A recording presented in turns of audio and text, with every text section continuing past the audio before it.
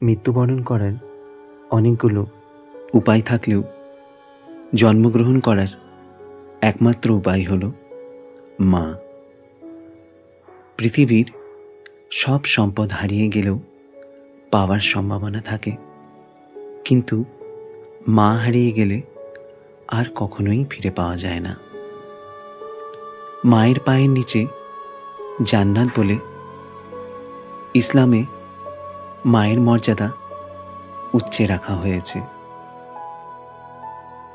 মা বকা দিলেও মায়ের বকার মাঝেই রয়েছে হাজারো ভালোবাসা। মা শিক্ষিত হোক বা অশিক্ষিত, পৃথিবীর শ্রেষ্ঠ শিক্ষক তিনি।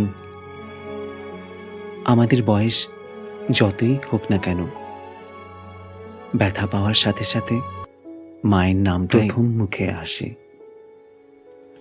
পুরো বিশ্ব আপনার বিপক্ষে চলে গেলেও যে ব্যক্তিটি সারা জীবন আপনার পক্ষে থাকবেন তিনি হলেন আপনার মা।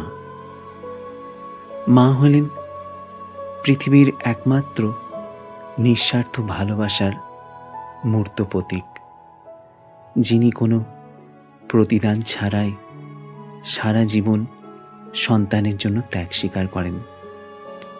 তিনি সুখ দুঃখের সবচেয়ে বড় অবলম্বন, বটবৃক্ষের মতো ছায়া এবং অনুপ্রেরণা।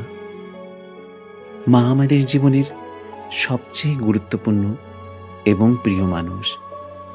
তার ভালোবাসা, ত্যাগ এবং স্নেহের কোনোই তুলনা হয় না। জীবনের প্রতিটি মুহূর্তে মায়ের অবদান অমূল্য এবং অপরিসীম। একমাত্র মাই সন্তানের জন্য সবচেয়ে বেশি ত্যাগ স্বীকার করেন। 10 মাস 10 দিন আমাদের গর্ভে লালন পালন করে এই সুন্দর পৃথিবীর আলো তিনিই দেখান।